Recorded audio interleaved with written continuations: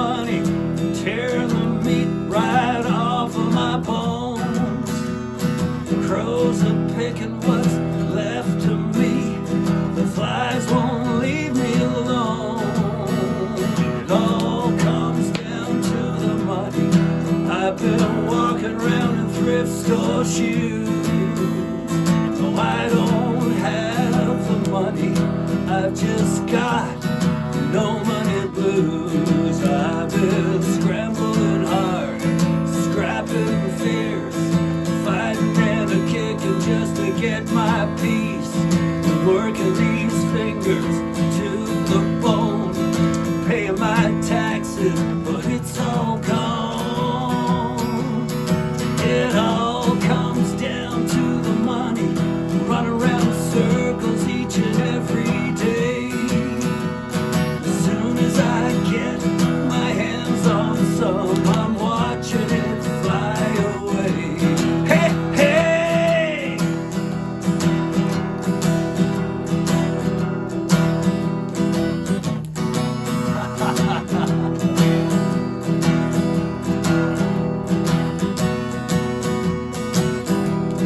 I don't get no sleep, I get no rest. I wake up at night, there's something on my chest, pushing down hard, choking my breath, asking me for money, scare me to death. Then the day breaks open, it's more of the same. I'm clawing, I'm scratching, I am racking my brain. Money marked loans, buying scratch tickets, everything is broke, but money's gonna fix it. It all comes down to the money, tearing the meat right off of my bones. The crows are picking what's left of me. The flies won't leave me alone. It all comes down to the money. I've been walking around in thrift store shoes. No, I don't have the money. I've just got no money blues. It all comes down to the money. All comes down to the money. It all comes down to the money. And I've got the no money blues. All right, so here we are, another episode of What's Happening. I'm here down here with Bill Wood. Good to see you, man. Good to see you too, Joel. Right on. Nice spot you got here. It's really awesome. Yeah, good. I'm always looking for cool locations for my What's Happening episodes, and today we're down here at my sap house. We got the sap boiling. What is it, March 14th today? Yeah. It's cool. It was really, really warm last couple days, and then today it dropped down. So I appreciate you playing a few songs in the cool here with us. And the clocks went forward, right, last night, so you know. That's right. That's good. We're sleep deprived as well, but it's all good. That's good, man. That's cool. Well, I'm really grateful to have you down here to get an episode with you, man. I love your style. You got what kind of music do you say you play? What's your style or genre? Well, I bounce around a little bit because I'm a songwriter, first of all, and but I mean, I see myself as sort of a roots kind of guy, but growing up, my first influence was the Beatles, and they changed my life, and they had a lot of variety in their music, they were sort of presenting the early American rock and roll, kind of redigesting it and handing it out again to a new generation, and didn't realize that they had country music. Ringo would sing Carl Perkins and Buck Owens and stuff like that. We didn't know that. It was just the Beatles, but so you started to get, for me anyways, it was, I just kind of, that's what a band does. That's what you do, So later on, I worked as a courier for a long time, and so you're listening to the radio, and I got so fed up with the rock stations, I just one time put a country station on, and I mean, I'd heard Johnny Cash, and my folks had Dean Martin, and he used to sing a few country songs and stuff, so, I liked it, when I was a, kid loving rock and roll, was what I was, but when I was doing this courier work, and I put a country station on, it was just like, driving and listening to this stuff, I mean, I just got it, and it was like I couldn't listen to anything else for the longest time, so I just kind of, immersed myself in classic country for a long time, and I just think over the years, just like I was a punk rocker, because I've been doing this for a long time. It's like grew up on the Beatles. My first bands were in public school, and so we were playing the stuff that was on the hit parade. So it was a lot of that was the era of the bubblegum songs, the 1910 Fruit Gum Company and the Ohio's for songs like Chewy, Chewy, Chewy, Chewy, and Yummy, Yummy, Yummy, I got love in my tongue. And so our band, we played all that stuff. Yeah. And we played like, the pop music, birthday parties and stuff like that. Then high school, a kid moved to, I was living in Burlington, and a kid moved to Burlington from Toronto, and he was a guitar player. And I mean, I was the rock guy in our school, and this guy walked in, and so instantly we clicked. And so he had a band already that needed a singer, so I ended up joining this band in Toronto, even though I was living in Burlington, which kind of, to me, just like advanced my musical knowledge so much. And they were right into Alice Cooper and the whole glitter scene, so that's what we became. We call ourselves Palace Laundry. I changed my name to the Amazing Zola. Yes. I used to do the whole white makeup, with the spider things like Alice Cooper. I mean, I was Alice Cooper for a year, awesome. in high school. I just was. I had a top hat, which I still have. I had a tuxedo with the tails, and I had a cane, that I would fill with glitter, and just walk around school and whatever. It was like at my high school, this is in Burlington, and we had all I did, not anybody else in the school friggin' had, but I had the platform boots and would wear, mascara and glitter nail polish and shit like that. And so, walking down the halls, like the jocks would just come and just, elbow me into the lockers and go, my nickname was Young Street, right? Young Street, you I'd come in, after gym class, and the guys would be wearing my shit, prancing around. Look at me, I'm Bill Witt, and stuff like that. But then there was like a dramatic shift. All of a sudden, it was progressive rock, so we all shifted gears, and then all of a sudden, I'm playing flute and saxophone and dingling little bells, and we covered all the Yes and Genesis and Pink Floyd and all of that kind of stuff. And that's what I did straight out of high school.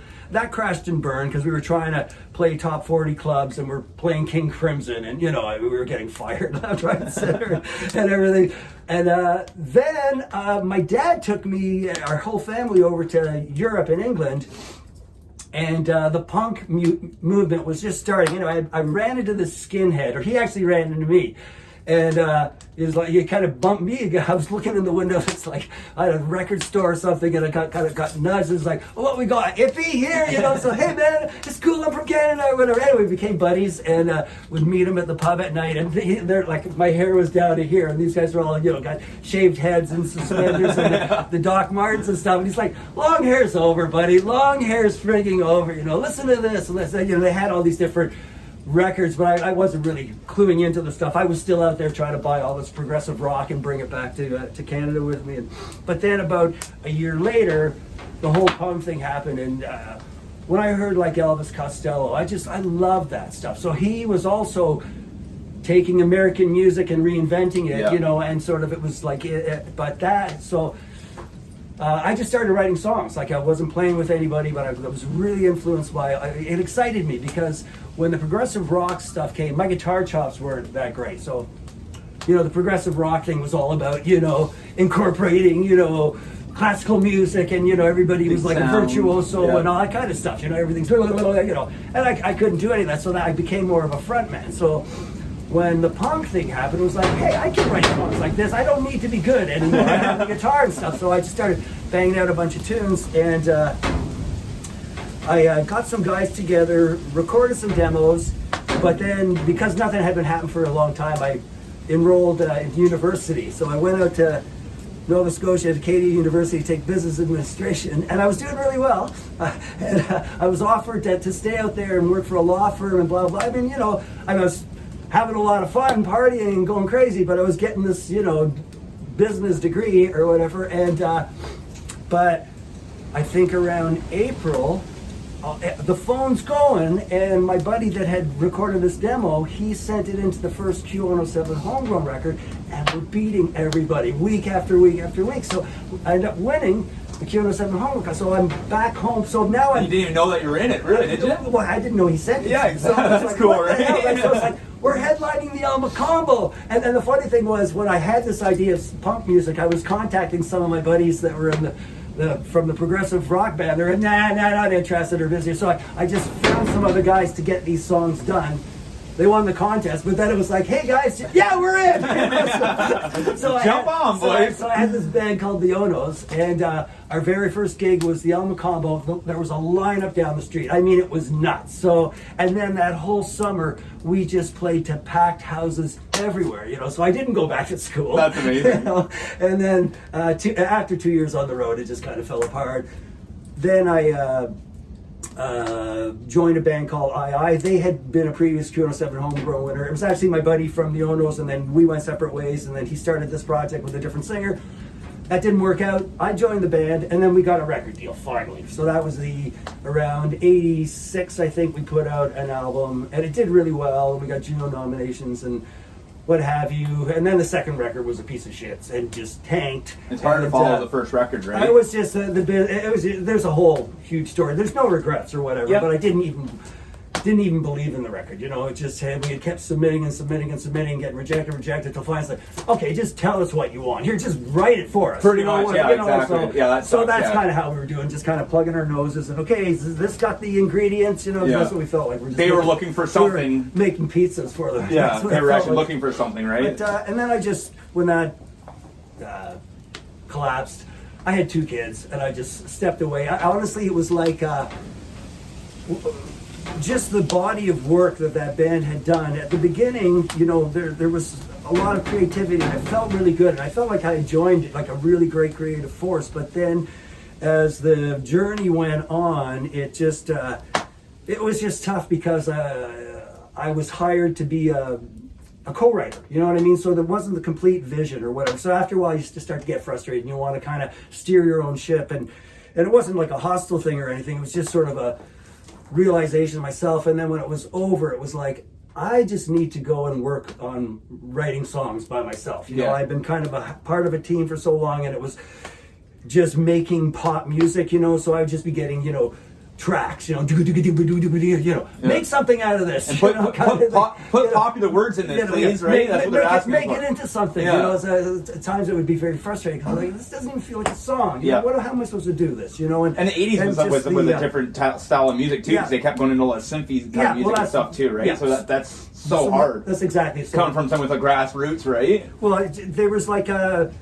we actually did a third record. We never got released, but it was like between the second and third record, I kind of put my foot down and went, we're not writing songs like this anymore. Yeah. This isn't us. This isn't music, Yeah, and like, let's sit down with a guitar and let's each of us write an actual song and bring it in. And so we did a third record, which didn't come out, but it set me on my songwriting course, how I knew I wanted to continue on with that. So I just stepped away from it and raised my kids, and then around 2007, I put out, I had accumulated some songs, I had a bit of a budget, and put out a record called Take It, and that got me into the clubs in Toronto. I found a once-a-month residency, which was great, because I was still working, raising my kids and everything, so I'm juggling other stuff, but it was a perfect place to just keep developing the sound. I found some great guys, and we never actually rehearsed. Like the gig was our rehearsal, so I would just bring in songs, and frankly, those were the most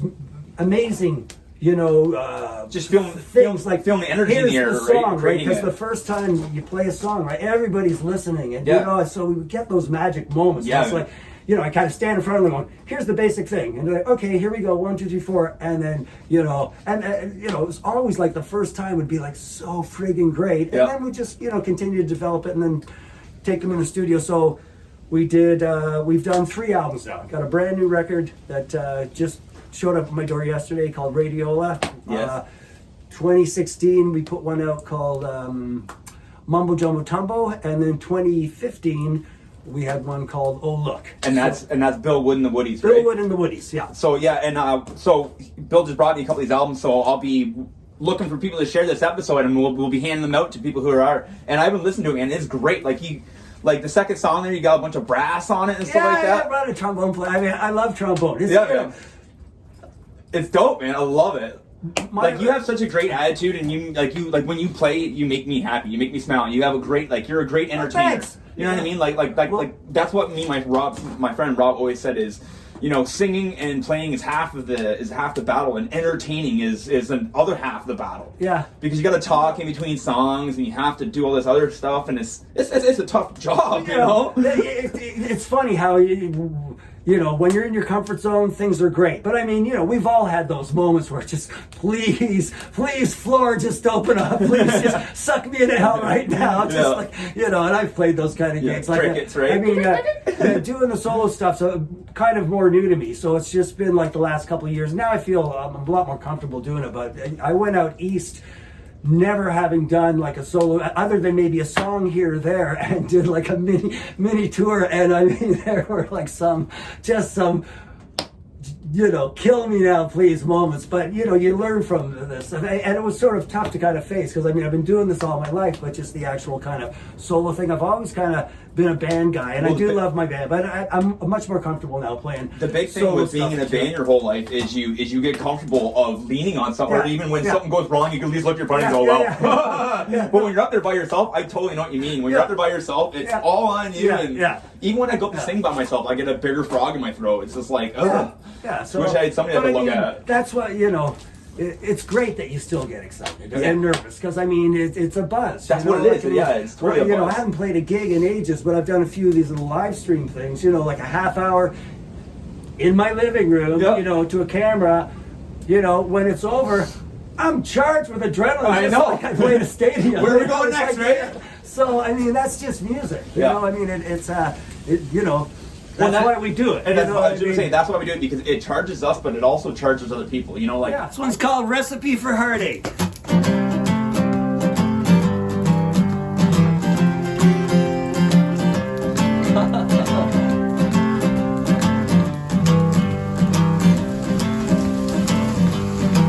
You don't have to have a big degree or be a master of culinary. It's simple and sweet. It's my recipe for heartache.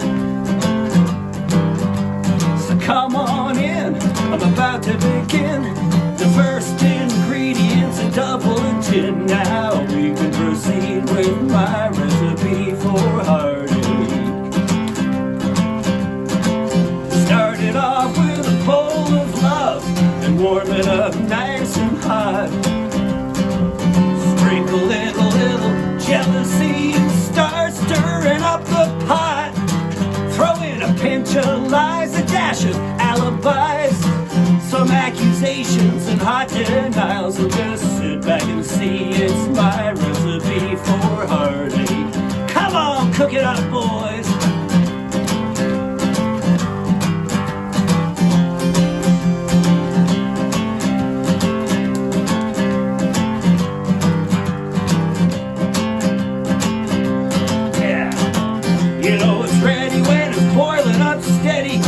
Showdown every night.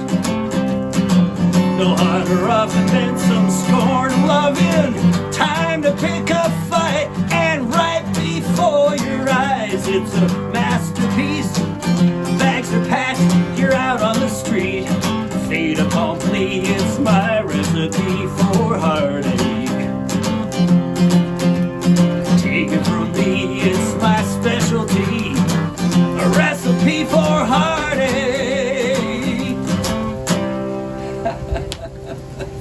All right.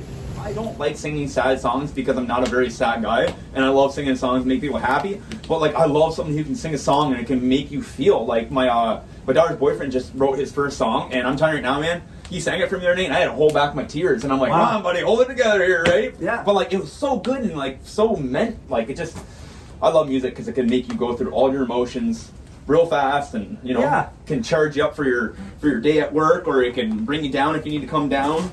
It's so great that way. Yeah, I mean, for me, the initial magic is the songwriting, because honestly, like having gone through sort of the pop machinery world, you know, where you're just sort of applying your skills to kind of a set idea, you know, kind of whatever, sort of a blueprint or whatever. Yeah. Not fun, you know. That just, to me, it's just like, I don't even care if this is a hit. Like So- this, I might as well be in chemistry class in grade 9 right now. Yeah. You know, just Yeah, my there's a eyes formula. are just, you know. Yeah. So When I songwriting, write a how do you go about song, songwriting? I don't even know. You know what I mean? I just sit down and it's just like fooling around, and then some sparks. And I would compare it to, like, if I was a painter, I'd probably just be one of these guys that, The first you know, dash, just hits, exactly. and then you just start, and then you start to see something. And so every song is like a mystery, and when it's done, it's like, wow. You know, I mean, there's like sort of an initial thing where, you know, something's just going to come to you, like you don't know the seed, you know, and that's really exciting. After that, you apply the craft to the songwriting and you shape it or whatever, and that becomes a bit more the chore. That's the skill or whatever. But there has to be that. It doesn't come from your brain. You know, it comes from somewhere. It's a mystery, and it's exciting. So It's a thought. that's It's a moment in life, yeah, right? well, it's inspiration. You know, it's something. And like you said about the Beatles, like they constantly progressed, and like that's the same way. Obviously, that when you write a song, you're writing a song about what's going on in your life right now. Like you just had a Taxman song there, and I think we could all feel the pressure of the Taxman. You know what I mean? Like that's amazing because, and that's the cool thing too is. Sometimes I have a hard time writing lyrics because I'm afraid to put out my emotion or what I'm going through. Yeah. Like my struggle. But sometimes it's better to say your struggle out loud because people are also struggling with it, correct? Yeah. But it's hard to put out your struggle when you're struggling with it. So it's sometimes hard to face the dark stuff that's inside you. And that's what my daughter's having a hard time doing right now with writing songs because she doesn't. Sometimes I feel like she doesn't want to upset people or whatever. I'm like, just say what you feel. You know what I mean? Like it's a hard thing to do is write a song, and you're an amazing songwriter, man. Like I love it. So the band, the Woodies, they're pretty much a Toronto-based band. Yeah, we are. We're a Toronto-based band. So, hopefully we'll be able to start doing some gigs or whatever. Yeah. I mean, I'd love to bring them out here. There's lots of venues to play, but they're most of them anyway, at least around Picton or where I'm living, there's more geared to like solo, duo type of thing. Yep. And we're a loud 4-piece band, and we rock, and we're, so Well, I have a few hopefully at venues some I can point, get you in. Yeah, unfortunately, so hopefully- Tweezmer just burnt down friggin' this week. That was always a great spot there. That's crazy. I don't know if you ever got to play that one. No, in your day? No? A lot of bands went through that place. I played it a few times. I didn't actually know the story, but I saw some guy was selling bricks for $100. What? And everybody was really pissed. Oh my god, really? So they're wondering, Good for them. I wonder what that place is. So it was It was tavern? Yeah, it was like an old hotel kind of bar in the bottom, and every time I went there, it was always a good show. And by the end of the night, we were leaving in in a hurry sometimes. But that's great. But Bistro 116 down here, they got a great stage they just put together for big bands like you, and I think that'd be a great spot to get you guys into. I got all the hookups there, and we'll talk to you about that. Sounds good. Yeah, man. Oh yeah. All right, ladies and gentlemen, here we are with James Ried, my good friend. He's been working super hard down here at the Stirling Library, and he's created the Stirling M.I.L.L, which is a musical instrument lending library. That's awesome. Yep, that's it. Which means you can come down here, and for a fee for a year, which is $30. $30 for a year, you can get yourself a membership for the Stirling M.I.L.L, and you come down here, and they have literally every single instrument you can almost think of. They have instruments down here that I have hardly even heard of, and I love to play every instrument, so it's really cool. True. Well, we have over 200 instruments at the moment. That's cool. And another big thing about what's going on is you have the distance. We have the distant loan program through partner libraries. We've just opened up a different distant loans with Trenton Public Library and Madoc Public Library, and I expect there will probably be some other opening up as the course of the year goes by. Good. It's a program been in the works for quite a while now. That's good. So if you're not a Stirling resident, which originally the program was for Stirling residents. Actually not. No? The program has always been for all the communities in the southern half of Hastings County, the eastern half of Northumberland, and the tail end of Peterborough County too. Good.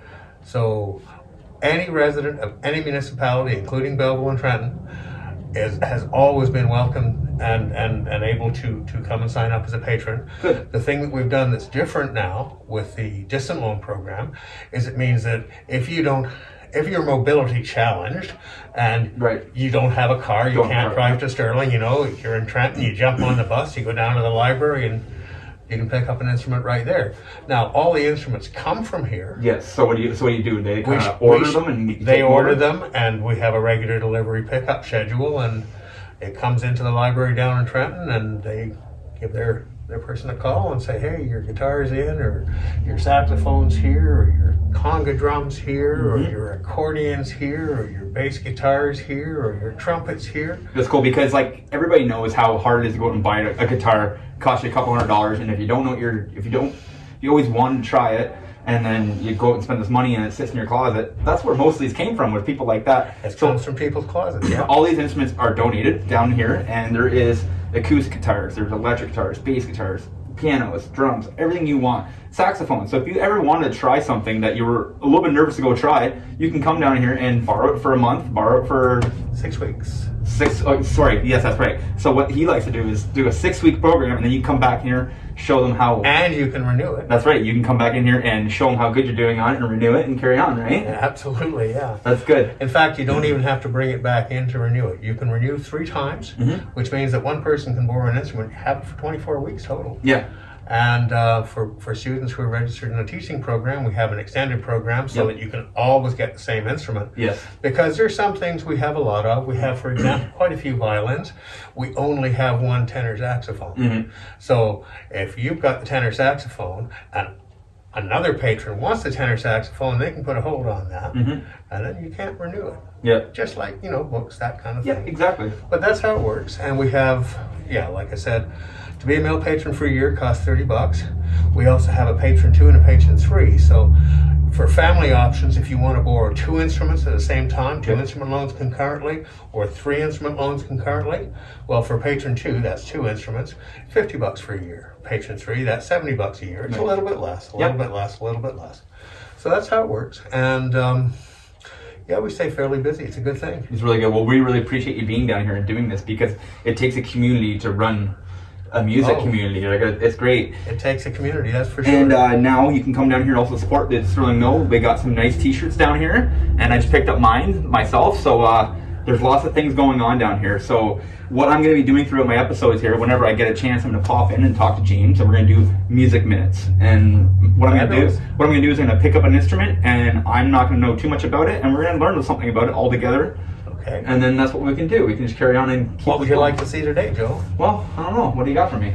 Well, let me see. Like you look around, and like right back here. Okay, we have beautiful telly. A nice Fullerton telly. Beautiful telly. Like that's a very, very nice guitar. Awesome, amazing. Like it's just so cool. You can come down here and test the waters, right? Well too, yeah. That's right. And then you come over here, and we'll reach right in here. I'm not gonna look what it is. I'm just gonna pull it out.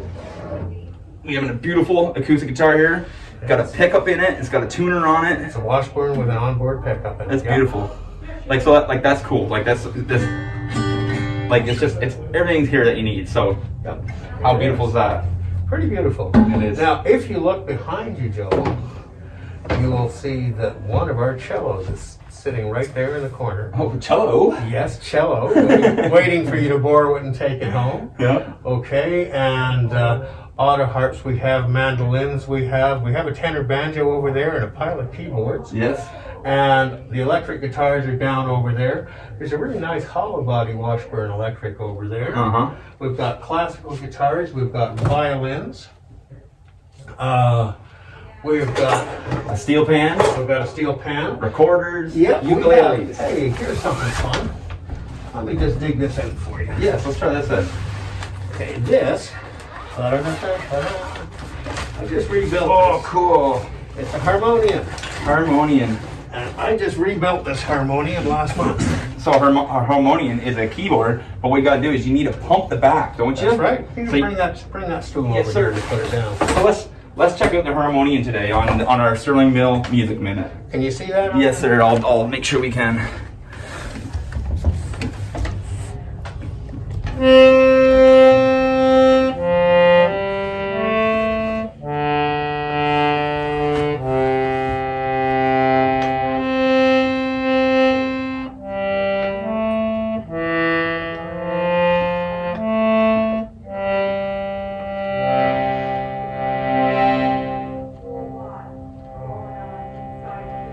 So this would almost be like an accordion, correct? The way that you're pumping the back? Kind of. It's got two chambers in there for bellows. And what you have to do is, it's curious. One of the fun things about this, I learned a lot about it when I was rebuilding it. So not only the more keys you have pressed, the faster the air escapes. Exactly. Right? But the other thing about it is, unlike a piano, you get, like with a piano, if you want to get a rhythmical thing, you'll play rhythmically with your hands. Yeah. With this, if you want to get rhythm, you do it with the bellows. So it's kind of like like this. And then on the front here, what do you got? You've got different stops. It's like an organ or like an accordion that way. So it's like, okay, so you try opening this stop, right? You hear the difference? Yeah. So it's opening up someone's opening up a reed or something, eh? That's exactly right. So this is a harmonium. So neat. Yeah, it's open up another reed, definitely. Huh.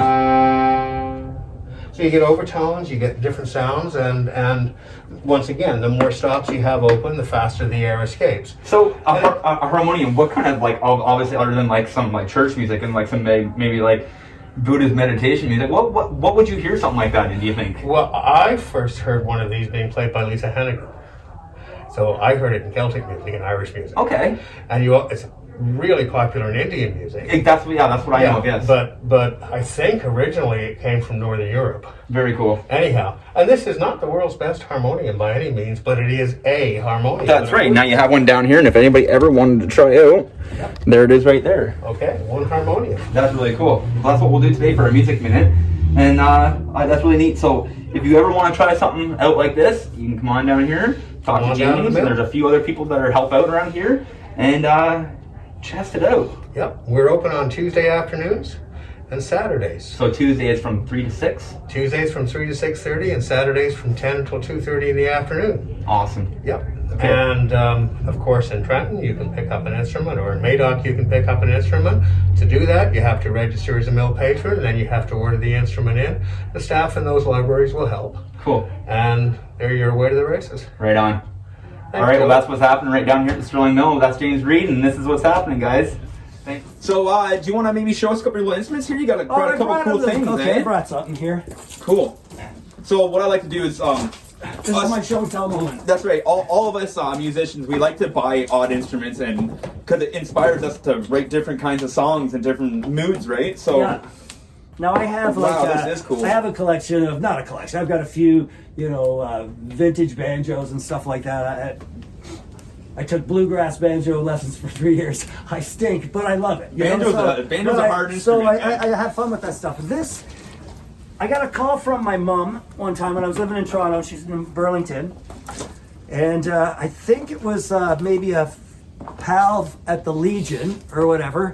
Anyway, she called me and said, "Oh, son, we've got you a synthesizer." And I'm like, "Mom, I don't play keyboards." She's like, "No, it's got strings." And I'm like, "What is it? It's a synthesizer with strings?" And she said, "Hang on a sec. Bo, what's the name of that thing we've got?" And he's like, "Okay, son, it's a Sith Harp." I'm like, "A what?" "A Sith Harp." And so anyway, well, finally got home to get it. So this is what it is. And it is called a... So it's an auto harp. It's an auto harp. It's called a Sith Harp. So I Googled it, and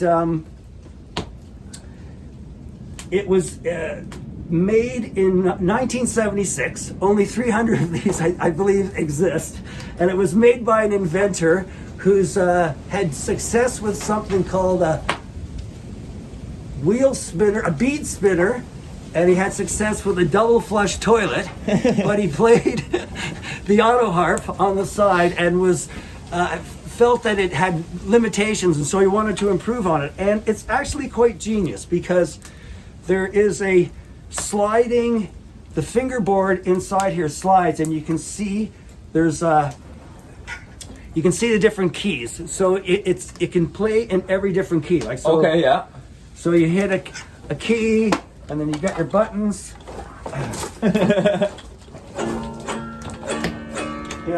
Anyway, I'm in between keys. And it And plugs then the cool in. thing is, where's the hole? quarter jack. It's electric. So I Googled the story of this thing. Anyway, he made 300 of that. He made a bunch. He worked on it for 20 years, and every one that he made collapsed and fell apart because of the tension of the strings. So then he got somebody to manufacture him a frame, which is like aluminum all the way around, and then it's got wood on the other sides. And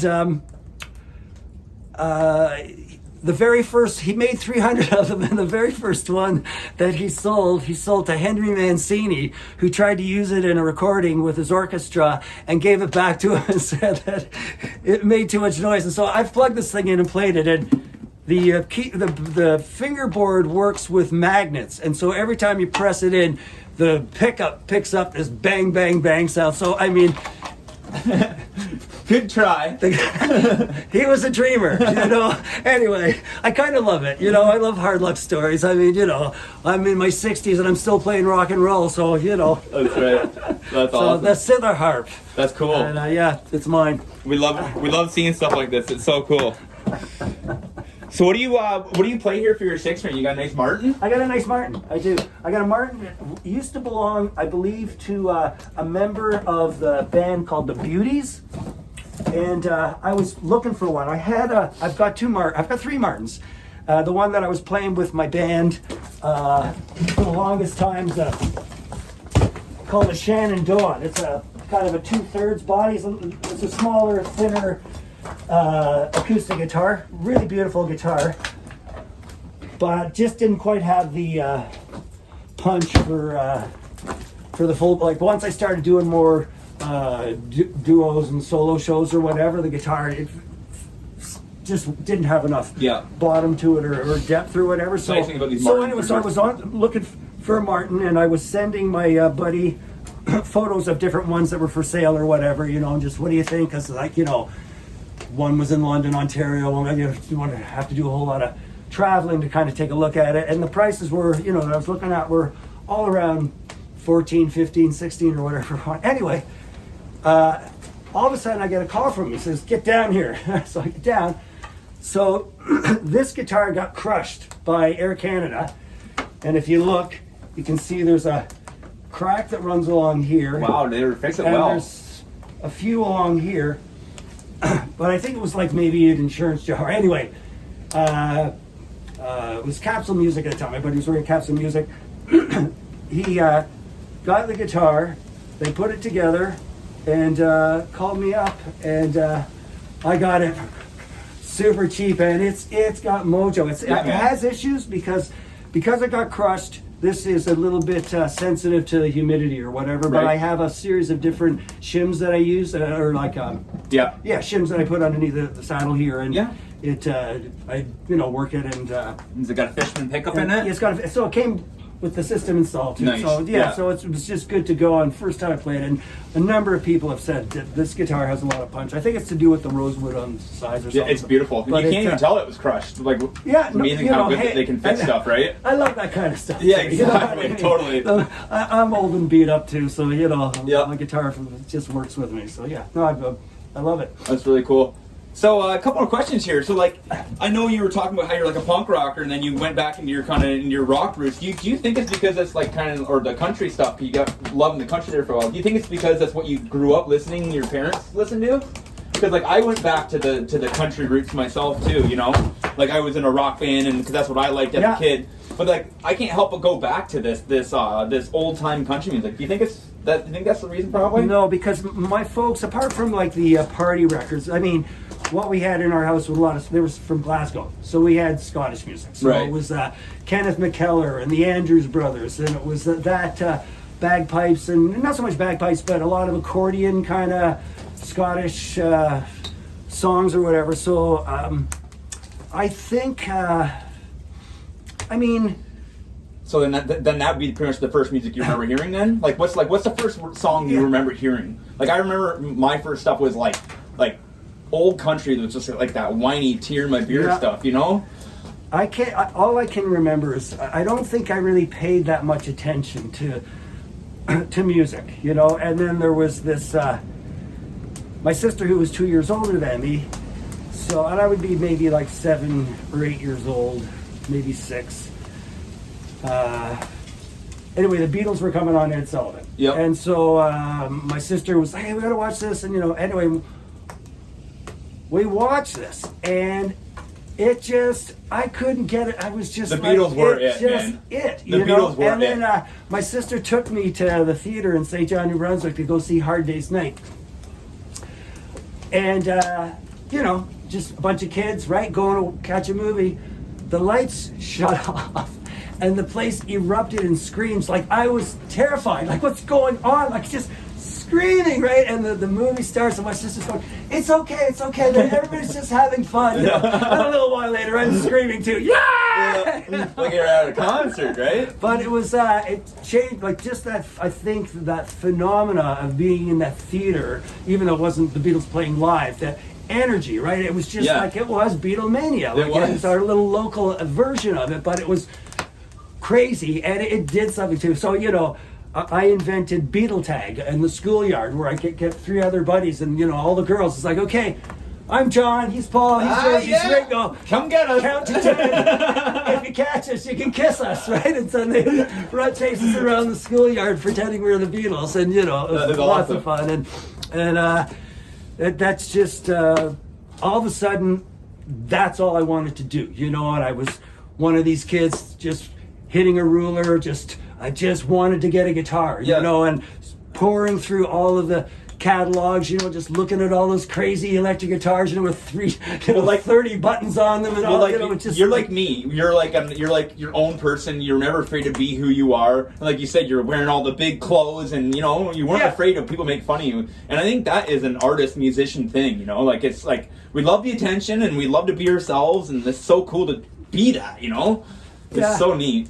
It just has always just been something that, that's just, what's really been funny was like, I took guitar lessons for the longest time, wasn't a great student, probably like an ADD kid with it, but they never diagnosed that kind of stuff back in the day or whatever.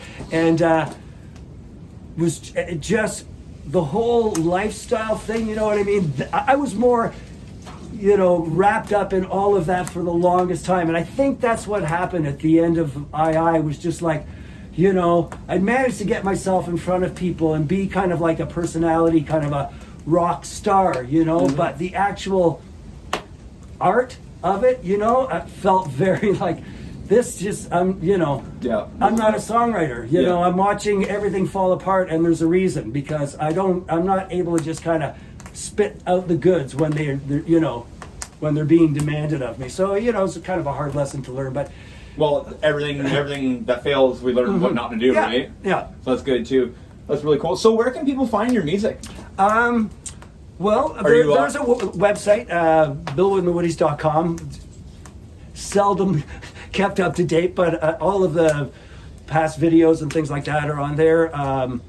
All of the music is on the streaming site, so if you just punch in Bill Within the Woodies, there should be like 3 or 4 records that come up. I've got a Facebook page. That's probably the most active and up-to-date sort of place, just because you're kind of working it all the time. And are you for sale on iTunes or anything like that stuff?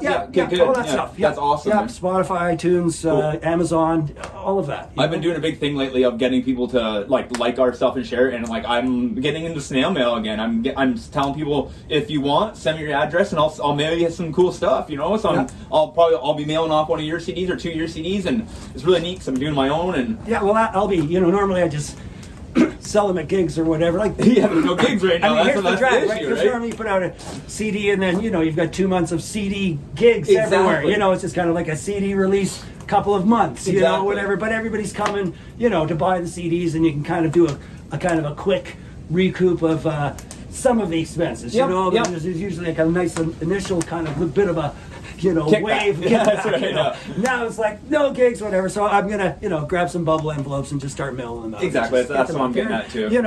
I think every musician has had their dark moments here, and it's just like, do you give up? What do you do? So it's like, I'm not one of these young guys that can totally reinvent how I do the music stuff. I've just been doing it like this for so long. Yeah. I'm just going to continue doing it, because it still makes me happy. And, hopefully things will open up and the live gigs will come back and everything. But, in the meantime, I'm just trying to keep hopeful and just keep, chipping away and That's right. doing it. That's right. So everybody go find Bill. Come find me. Go find him on Facebook, and you can like him on there, and that way you can support all this stuff he's doing. I'm going to have Bill down March 27th at the Stirling Festival Theater. So I'll probably be doing a little live thing. I'll make an episode out of that too. And anything else you want to promote, Bill? This guy does cutting boards. Awesome. Yeah. You can get on Facebook and find Bill's Bird Boards. They're awesome. I make charcuterie boards, so they're all the shape of a bird. That's right. He made me a I'm a one bird pony. No, one trick bird. That's right. Well, honestly, Bill, I can't thank you enough for coming out today. This is really, really cool. Thanks, man. You're such a great attitude. I appreciate it. You're a cool guy. You always make me smile. It's nice to get out of town and go for a nice drive. This beautiful spot you got up here. Good stuff. You know? Right on. Well, that's what's happening, guys. Thanks.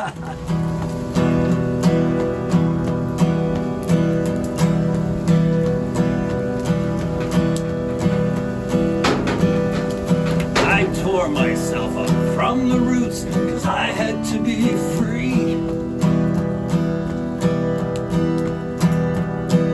And threw my lot in with the tumbleweeds. I couldn't fit in where I came from, and I had to leave. Just blow wherever the wind would carry me.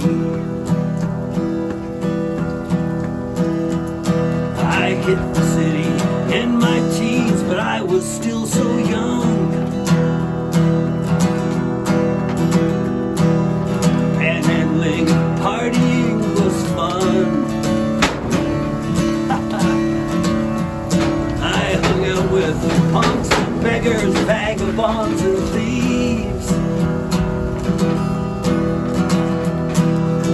I learned everything out on the street, but the winter came in like some rolling freight train, and I was left crying from the frostbite. And it came to me while we were 15, huddling in a basement, freezing through the long night. There ain't no home where I go. There ain't no home for me. I tore myself up from the roots, 'cause I had to be free. Threw my lot in with the tumbleweeds. So here I am, free.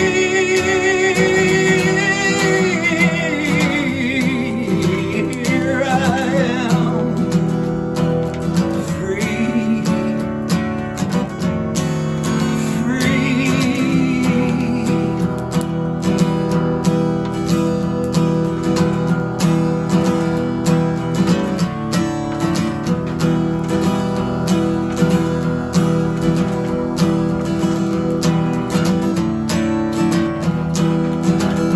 Let the record show I stuck to my guns. I never compromised, and I didn't back down. But I paid the price for my freedom, pay it every night when I lay my head down on this hard ground. There ain't no home where I go. There ain't no home for me. There ain't no home where I go. There ain't no home for me. I tore myself up from the roots, 'cause I had to be free. Threw my lot in with the tumbleweeds.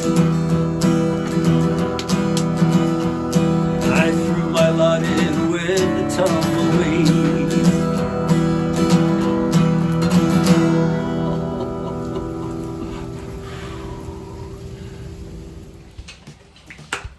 All right, there we go, guys. Episode 17 of What's Happening 613. I want to thank Bill Wood for coming out. He's an amazing songwriter.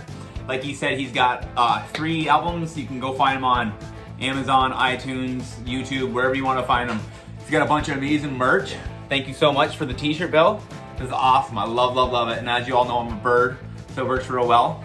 This guy's a man of many talents. He's makes charcuterie boards.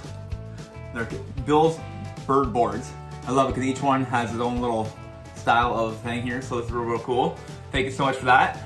And big news is Bill's got his new M.I.L.L Radiola, if I'm saying that right, I think. And he gave me 2 copies. One was for me, but I'm gonna mail both of them out because I'm gonna download it on iTunes because I love having digital copies of all my music. So what I'm gonna do is I want people to share this episode of Bill Wood. And with that, I'm gonna take everybody's name and pick them, and I have 2 CDs, so I'm gonna mail them out to you. And if you want one and you don't get mailed to you, go find them on iTunes or get a hold of Bill. You'll find them at my next show, March 27th at the Stirling Festival Theater, 7 o'clock. Bill will be playing along with Sterling Jaybirds, along with Robin Scott. We have Haley Austin, or Haley and the Pirate Queens, and Chris, my good friend Chris Tispine, is gonna be playing us a few bass songs. So that's gonna be really cool because I like to always throw a little instrumental part into my concerts. I want to thank everybody for sharing all this stuff. I want to thank everybody. Go subscribe to my channel, Hall of You Presents on YouTube, because by doing that, it shares the love for everything. And there's lots of episodes. Go check them all out. Every one of them is a different kind of music. Everyone's a local artist. I might actually be doing a cool little thing too, because I know a lot of artists from around the area, and some of them have moved away. So I'm gonna Zoom meeting a couple of them, and I think that's kind of a cool idea because that way we can meet some other artists from around the area. So I've had them also mail me some CDs, so I'll be giving away some of that stuff. I have a whole bunch of stuff I'm gonna be giving away. So with that being said, look at this. These are all local artists giving me their CDs to give to you people. So go like and subscribe, do whatever you can. You're gonna see all my posts. I'm gonna be doing like little promo things, and I'll be mailing this stuff off to you guys, or if you're around the area, I'll stop by and give it to you. And it's all because we're sharing the love, and that's what's happening, right? Really cool stuff. So again, I want to thank Bill Wood for coming out. It was cold. Thank you for playing the few songs you did, because our hands were hurting, and if you're a musician, you understand how hard it is to hold a pick in the cold. But it's great because it was a great, cool spot, and it was my sap house, and what better place to do it than that? Don't know what to say right now. Like I said, go check out our Stirling show. You know what's happening, guys. I got more people coming up here. A bunch of great solo acts. I actually got a couple bands I'm going to be in touch with now that COVID's slowing down. I'm going to be going nationally and checking out some cool bands. So get ready for all of it. That's what's happening, guys. Thank you so much. Peace, love. See you later.